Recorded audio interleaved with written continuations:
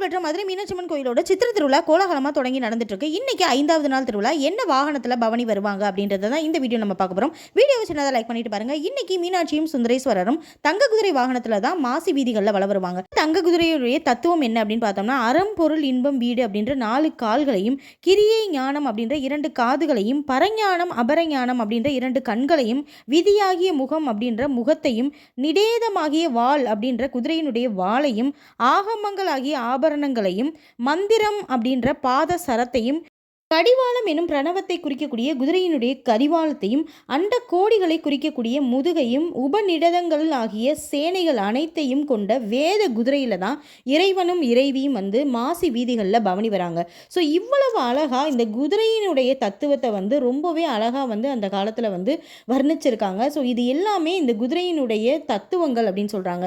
So குதிரையினுடைய 4 கால்கள், 2 கண்கள், 2 காதுகள், அப்புறம் பாதசரம், ஆபரணங்கள், இது எல்லாமே ஒவ்வொரு விஷயங்களை குறிக்குது. அப்டேட்க்கு நம்ம சேனலை சப்ஸ்கிரைப் பண்ணி வச்சுக்கோங்க. பாய்.